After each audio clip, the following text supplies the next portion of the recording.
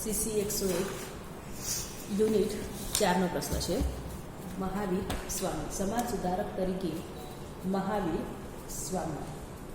આનો બીજો પ્રશ્ન એ પણ પૂછી શકાય કે ભારતમાં જૈન ધર્મના ઉદ્ભવ માટેના કારણો જણાવી તેનો ઉદય, વિકાસ અને પ્રભાવ સ્પષ્ટ કરો.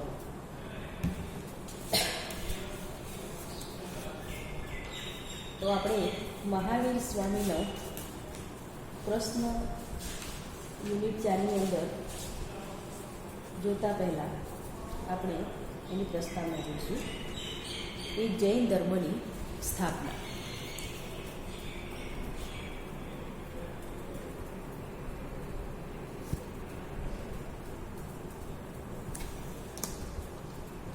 જૈન ધર્મની સ્થાપના. જૈન ધર્મને સંગઠિત અને વિકસિત કરવાનો શ્રેય વર્તમાન મહાવીરને આપવામાં આવે છે, પરંતુ વાસ્તવમાં તેઓ તે ધર્મના સ્થાપક ન હતા. જૈન ધર્મની સ્થાપનાનો શ્રેય જૈનોના પ્રથમ તીર્થકર વૃષભદેવને આપવામાં આવ્યો છે. એટલે કે જૈન ધર્મના પ્રથમ તીર્થકર વૃષભદેવ હતા કે જેમણે જૈન ધર્મની સ્થાપના કરી. વૃષભદેવથી પાર્શ્વનાથ, જેઓ 23મા તીર્થકર હતા, તેમના સમય સુધીમાં આ ધર્મમાં કોઈ વિશેષ પ્રગતિ ન થઈ શકી. પાર્શ્વનાથ પૂર્વેના તીર્થકરો અંગે આધારભૂત ઇતિહાસ જૈન સાહિત્ય ગ્રંથોમાંથી મળે છે. 23મા તીર્થકર અંગે ઇતિહાસ પાસે વિશેષ જાણકારી છે. તેઓ કાશીના રાજા અશ્વસેનના પુત્ર હતા. યાની કે જે પાર્શ્વનાથ હતા, પાર્શ્વનાથ તેઓ 23મા તીર્થકર હતા અને કાશીના રાજા અશ્વસેનના તેઓ પુત્ર હતા, પાર્શ્વનાથ. તે વર્ધમાન મહાવીરથી લગભગ 250 વર્ષ પૂર્વે થઈ ગયા હતા. તેમના શિષ્યો નિગ્રંથ કહેવાતા હતા. તેમનો સત્ય, અહિંસા, અસ્તે એટલે ચોરી ન કરવી, અને અપરિગ્રહ એટલે કે સંપત્તિનો સંગ્રહ ન કરવો જેવા ઉપદેશો તેમણે આપ્યા હતા. સાથે સાથે પાર્શ્વનાથે વૈદિક કર્મકાંડો અને જાતિ પ્રથાની પણ આલોચના કરી.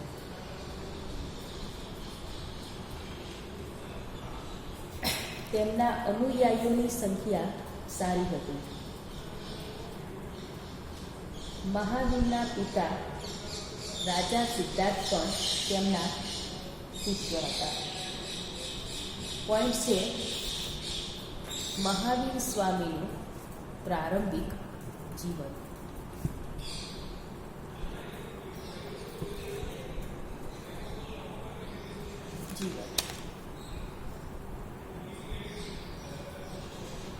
જૈન ધર્મના 24મા તીર્થકર અને મુખ્ય પ્રવર્તક મહાવીર સ્વામી હતા. તેમનું મૂળ નામ વર્ધમાન હતું. તેમનો જન્મ ઈસવીસન 599 અથવા 540 ઈસવીસન પૂર્વે 599 વૈશાલીની નજીક કુંડ ગ્રામ ખાતે ચૈત્ર સુદ 13 મહાવીર જયંતિના રોજ થયો હતો. મહાવીર સ્વામીનો જન્મ 599 ચૈત્ર સુદ 13ના દિવસે થયો હતો. તેમના પિતા સિદ્ધાર્થ ક્ષત્રિય કુળના ગણરાજા હતા, જે વજ્જી સંઘનો એક ઘટક હતો. તેમની માતાનું નામ ત્રિશલા દેવી હતું. તે લિચ્છવી ગણરાજ્યના પ્રધાન ચંટકની પુત્રી હતા. તેમના જન્મ સમયે દેવતાઓએ એવી ભવિષ્યવાણી કરી હતી કે આ બાળક સમય જતાં એક ચક્રવર્તી રાજા થશે અથવા જ્ઞાની સંત આત્મા થશે. તેમના જન્મથી રાજ્યમાં ધન ધાન્યની વૃદ્ધિ થવાથી તેમનું નામ વર્ધમાન રાખ્યું હતું. એટલે કે મહાવીર સ્વામીના પિતાનું નામ સિદ્ધાર્થ હતું, એમની માતાનું નામ ત્રિશલા દેવી હતું. અને જ્યારે મહાવીર સ્વામીનો જન્મ થયો ત્યારે તેમના કોઈ જ્યોતિષ એવી ભવિષ્યવાણી કરી હતી કે આ બાળક કોઈ ચક્રવર્તી રાજા અથવા કોઈ જ્ઞાની સંત થશે. જ્યારે તેમનો જન્મ થયો ત્યારે તેમના પિતાની મિલકતમાં એટલે કે રાજ્યમાં ધન ધાન્યની વૃદ્ધિ થઈ માટે તેમનું નામ વર્ધમાન રાખવામાં આવ્યું હતું. વર્ધમાનનું બાળપણ અને યુવાવસ્થા સુખ શાંતિ અને સંપત્તિના વાતાવરણમાં પૂરું થયું. એક રાજકુમારને છાજે તેવી તેમને તાલીમ આપવામાં આવી. યુવાન અવસ્થામાં જ તેમના લગ્ન રાજકુમારી યશોદા સાથે કરી દેવામાં આવ્યા. યશોદાથી મહાવીરને પ્રિયદર્શના નામની પુત્રી પ્રાપ્ત થઈ. એટલે કે મહાવીર સ્વામીના એમના લગ્ન વર્ધમાન બાળક જે વર્ધમાન હતા એમના લગ્ન યશોદા નામની એક કન્યા સાથે કરવામાં આવ્યા અને એમનાથી તેમને પ્રિયદર્શના નામે એક પુત્રી પણ થઈ હતી. તમામ પ્રકારના સાંસારિક સુખોને ભોગવતા હતા છતાં વર્ધમાનના ચિંતનશીલ સ્વભાવને ચેન પડતું નહીં. તે સંસારની સ્થિતિથી ભારે વ્યથિત હતા. તેથી પિતાના અવસાન બાદ 30 વર્ષની ઉંમરે તેમણે મોટા ભાઈ નંદીવર્ધનની અનુમતિ મેળવીને ગૃહ ત્યાગ કર્યો.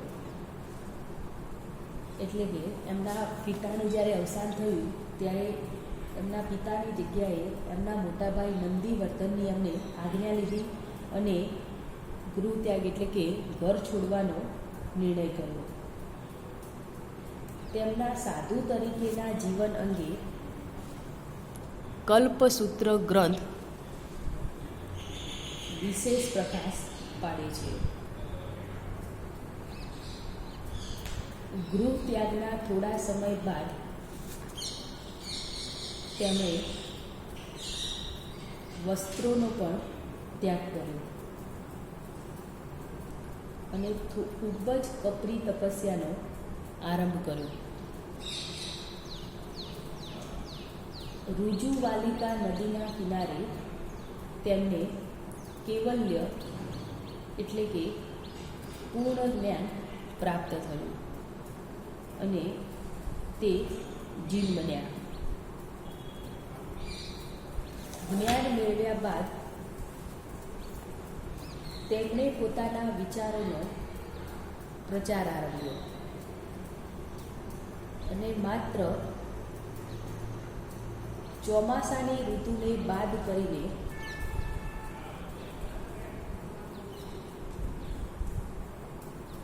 સમગ્ર વર્ષ તે ભ્રમણ કરતા રહ્યા.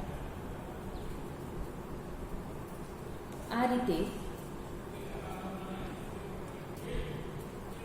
ધર્મનો પ્રચાર કરતા કરતા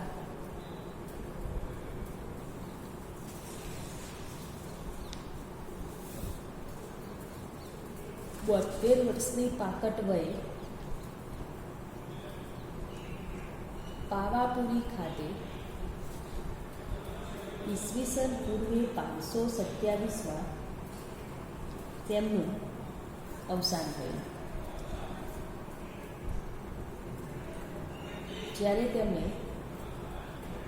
કેવળ જ્ઞાન એટલે કે સંપૂર્ણ જ્ઞાન તેમને પ્રાપ્ત થયું ત્યારે તેમણે લોકોને ઉપદેશ આપવા માટે પોતાના વિચારો પ્રગટ કર્યા. માત્ર ચોમાસાની ઋતુને બાદ કરતાં તેમણે સમગ્ર વર્ષ ભ્રમણ કર્યું અને ધર્મનો પ્રચાર કરીને 72 વર્ષની પાકટ વયે પાવાપુરી નામના સ્થળે ઈસવીસન પૂર્વે 527માં તેમનું અવસાન. આગળ પોઈન્ટ છે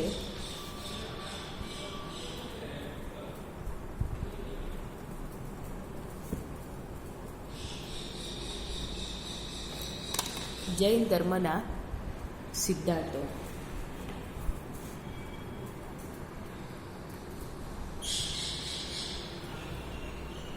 મહાવીરે પોતાનો પ્રથમ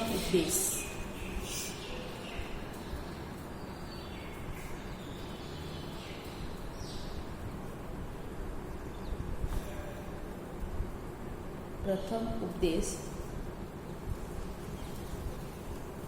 રાજગૃહની નજીક આપ્યો હતો. તેમણે કોઈ નવા ધર્મની સ્થાપના નહોતી કરી, પરંતુ પાર્શ્વનાથના વિચારોને જ સંશોધિત રૂપમાં પ્રચારિત કર્યા.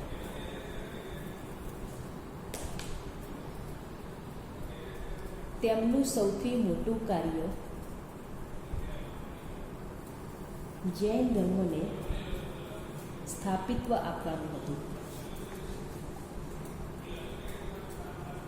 જ્ઞાન પ્રાપ્તિ બાદ મહાવીરે સતત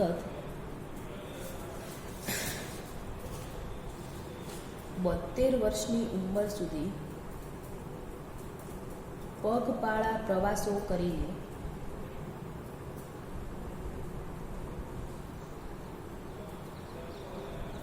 જનસામાન્યને ઉપદેશ આપવાનું કાર્ય કર્યું. તેમના પ્રવચનો સીધા અને સરળ લોક ભાષામાં હતા. તેમણે તેમના ઉપદેશોમાં મુખ્યત્વે 5 સિદ્ધાંતો રજૂ કર્યા. એટલે કે જ્યારે મહાવીર સ્વામી તેમનો ઉપદેશ લોકોને આપતા હતા એ ઉપદેશની અંદર તેમણે પોતાના 5 સિદ્ધાંતો જે હતા સત્ય,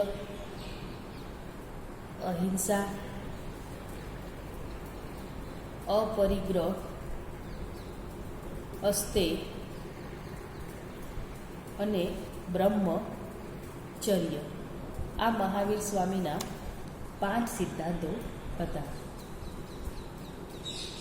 ઉપરોક્ત 5 સિદ્ધાંતોમાંથી તેમણે બ્રહ્મચર્યનો જે સિદ્ધાંત છે તેના પર વિશેષ ભાર મૂક્યો હતો. પાર્શ્વનાથ સ્વામીએ જૈન ધર્મના 4 સિદ્ધાંતો આપ્યા હતા. જ્યારે આ નવો બ્રહ્મચર્યનો સિદ્ધાંત તેમણે દાખલ કર્યો. તેમણે અહિંસા પર વિશેષ ભાર મૂક્યો.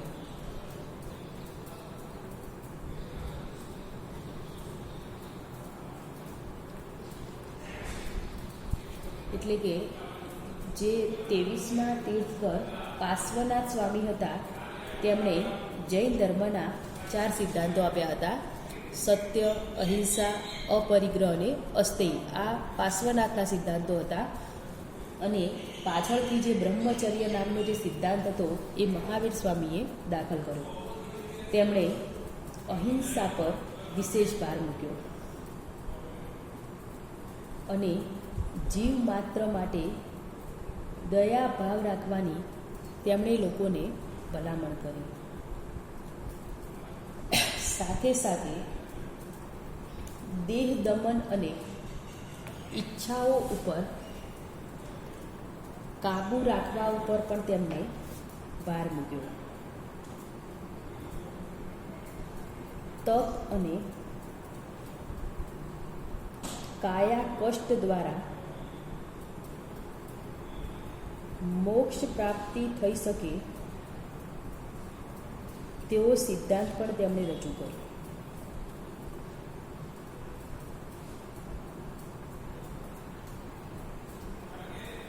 તેમણે પ્રચારિત કરેલા ઉપરોક્ત 5 સિદ્ધાંતોને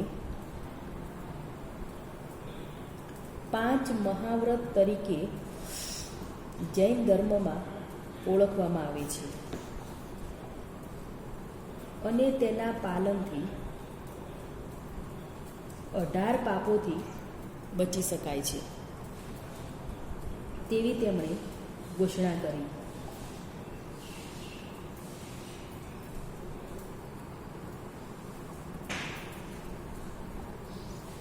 અને પાપોથી બચીને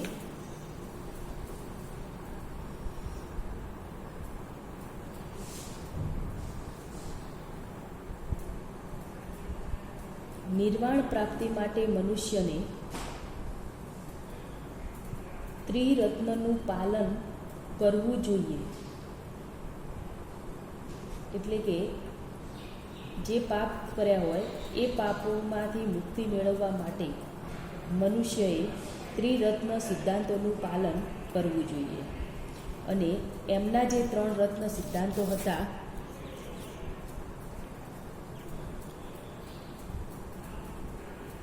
સમ્યક જ્ઞાન,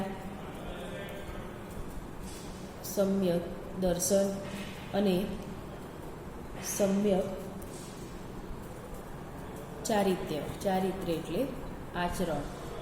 આ મહાવીર સ્વામીના ત્રિરત્ન સિદ્ધાંતો હતા. મહાવીરે જૈન સંઘને કાયમી સ્વરૂપ પ્રદાન કર્યું. તેમના તમામ અનુયાયી 11 ગણોમાં વહેંચવામાં આવ્યા. ગણનો પ્રધાન ગણધર કહેવાતો હતો, જે મહાવીર સ્વામીના સિદ્ધાંતોનો પ્રચાર પોતાના ક્ષેત્રમાં કરતો. મહાવીર સ્વામીના જે 11 અનુયાયીઓ હતા એ અનુયાયીઓને અલગ અલગ ગણની અંદર વહેંચવામાં આવ્યા. અને ગણનો મુખ્ય જે પ્રધાન હોય તેને ગણધર કહેવામાં આવતો હતો. આ જે ગણધર હતો તે મહાવીર સ્વામીના સિદ્ધાંતોનો પ્રચાર જે ક્ષેત્રનો તે પ્રધાન હતો એ ક્ષેત્રમાં તે કરતો. જૈન ધર્મના સદસ્યો, જૈન સંઘોના સદસ્યો 4 વર્ગોમાં વિભક્ત હતા. ભિક્ષુ, ભિક્ષુણી જે સંન્યાસીનું જીવન ગુજારતા હતા. નંબર 1 છે 4 વર્ગોમાં એમના સદસ્યો વિભાજિત કરેલા હતા. એમાં ભિક્ષુ અને ભિક્ષુણી જે સંન્યાસીનું જીવન ગુજારતા હતા. બીજા હતા શ્રાવક અને શ્રાવિકા. શ્રાવક અને શ્રાવિકા હતા તેઓ ગૃહસ્થ જીવન વિતાવતા હતા. આ સંઘોમાં પ્રત્યેક જાતિ તથા લિંગના લોકોને સમાવવામાં આવતા હતા, જેને ચતુર્વિધ સંઘ કહેવામાં આવતો હતો. એટલે કે ભિક્ષુ અને ભિક્ષાણી કે જેઓ સંન્યાસી જીવન જીવતા હતા, શ્રાવક અને શ્રાવિકો જેઓ ગૃહસ્થ જીવન જીવતા હતા, માટે તેમને ચતુર્વિધ સંઘ પણ કહેવામાં આવે છે. પ્રભુ મહાવીરનું શાસન કુલ 21,000 વર્ષ સુધી ચાલવાનું છે. મહાવીર સ્વામીના નિર્વાણને લગભગ 2600 થી 27 વર્ષ થયા છે. આગળ પોઈન્ટ છે જૈન ધર્મની સફળતાના કારણો.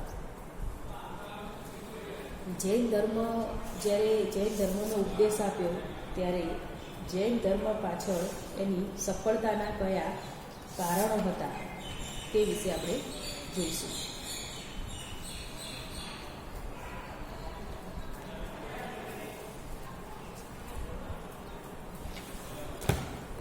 મહાવીરના જીવનકાળ દરમિયાન જૈન ધર્મ ભારતના એક મહત્વના ધર્મ તરીકે ઉદય પામી ચૂક્યો હતો. મહાવીરના અવસાન બાદ જૈન ધર્મનો ભારતમાં જોરશોરથી પ્રચાર થયો. જૈન ધર્મના વિકાસમાં અનેક પરિબળોએ અગત્યની ભૂમિકા ભજવી. એમાં જે પરિબળ છે એમાં પોઈન્ટ છે વ્યવહારિક સ્વરૂપ, સફળતાના કારણો.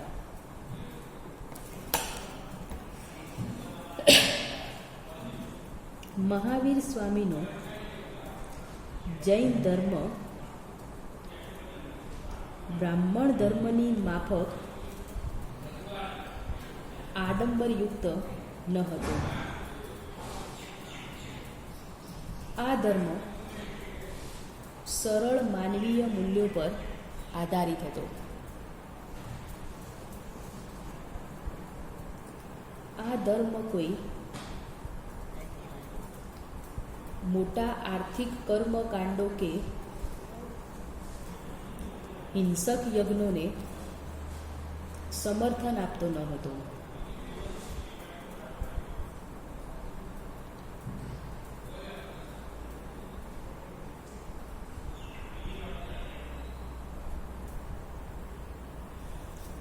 આ ધર્મમાં વિશ્વાસ રાખવો અને તેને ટકાવવો સરળ હતું. નિર્વાણની પ્રાપ્તિ માટે બ્રાહ્મણો કે સાધુ સંન્યાસી જેવા માધ્યમની કોઈ જરૂરિયાત ન હતી. જેમ કે જૈન ભિક્ષુકો માટે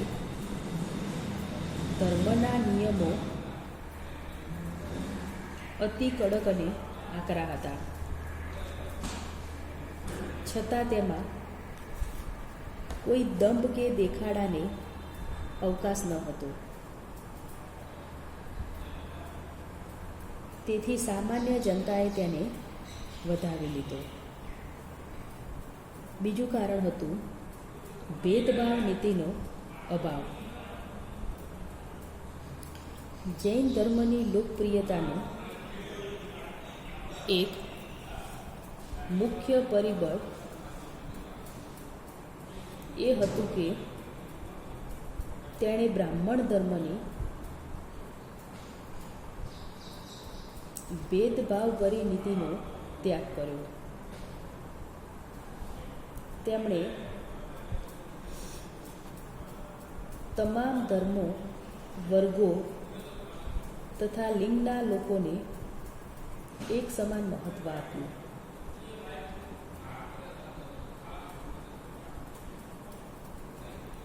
ના કોઈ ઊંચું કે ના કોઈ નીચું. તેમણે ઉચ્ચ નીચના ભેદભાવને દૂર કર્યો. તેમણે જીવન પ્રત્યે સંભાવ રાખવા પર ભાર મૂક્યો. તેમણે જણાવ્યું કે માણસ પોતાની જાતિ કે વર્ગના આધાર પર નહીં, પરંતુ પોતાના સારા કર્મોને આધારે મોક્ષ પ્રાપ્ત કરી શકે છે.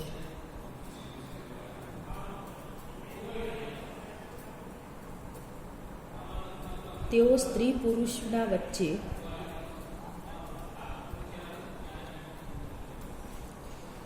કોઈ ભેદ ન રાખવાના હિમાયતી હતા.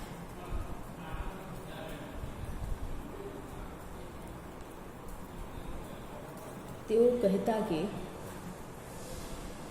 પરિવાર અને સમાજ સ્ત્રી અને પુરુષના સમાન પુરુષાર્થથી રચાય છે અને ટકી શકે છે. માટે બંનેને સમાન અધિકારો મળવા આવશ્યક છે. પરિણામ સ્વરૂપે બ્રાહ્મણવાદથી કંટાળેલી જનતા નવા ધર્મ તરફ આકર્ષાઈ. ત્રીજો પોઈન્ટ છે સરળ પ્રચાર માધ્યમ. જૈન ધર્મની સફળતા એ બાબત પર ટકેલી હતી કે મહાવીર અને અન્ય જન્ય મહાત્માઓ પોતાના વિચારોને જનતાની સમક્ષ સરળ અને સુબોધ ભાષામાં રાખી શકે.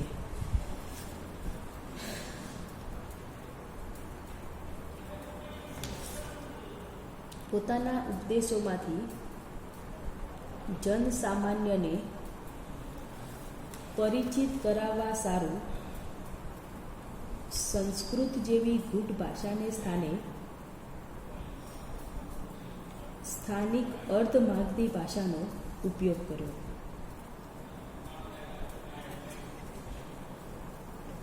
જેથી સામાન્યમાં સામાન્ય માનવી પણ પોતાના ઉપદેશને પામી શકે અને પોતાના જીવનને સુધારી શકે. આગળ પોઈન્ટ છે વૈશ્યો અને રાજવંશોનું સમર્થન. નવા ધર્મની લોકપ્રિયતાને સફળ બનાવવા વૈશ્યવર્ગ તથા તત્કાલીન રાજવંશોનું ભારે યોગદાન રહ્યું. જૈન ધર્મ મૂળભૂત રીતે નવીન આર્થિક વ્યવસ્થાના અનુરૂપ જ પોતાને ડાળ્યો હતો. હિંસા પર પ્રતિબંધ લગાવવાથી નવી જૈવ સૃષ્ટિ પ્રણાલીને પણ લાભ થયો. પશુધનનો ક્ષય થતો રોકાયો. પરિણામે ધંધા રોજગારો ખુલ્યા ફાલ્યા અને તેનો લાભ આખરે વૈશ્યો અને રાજવીઓને થયો. વળી ઉધાર વ્યાજ જેવા ધંધાકીય સિદ્ધાંતો બાબતે જૈન ધર્મમાં કોઈ પ્રતિબંધ હોવાથી વ્યાપારી વર્ગ તેની તરફ આકર્ષાયો. શહેરીજન પ્રત્યે પણ જૈન ધર્મને કોઈ લાગણી રાખી નથી. વળી તે ધર્મ પોતાના વર્ગોમાં લોકપ્રિય બન્યો. મહાવીર સ્વામીના ઉપદેશોથી પણ અનેક ક્ષત્રિય સમ્રાટો આ અહિંસક ધર્મ તરફ આકર્ષાયા. બિંબિસાર, અજાતશત્રુ, ચંદ્રગુપ્ત મૌર્ય વગેરે મહાન પ્રતાપી સમ્રાટોએ આ ધર્મની શરણે આવ્યા. તેમણે આ ધર્મના પ્રચાર માટે ભારે પ્રયાસો કર્યા. આમ પ્રજાના મોટાભાગના વર્ગના ઉત્સાહી પ્રચાર, રાજકીય સંરક્ષણ તથા વેશ્યના આર્થિક સહકારને લીધે જૈન ધર્મ તેના વિકાસ તરફ અગ્રેસર થયો.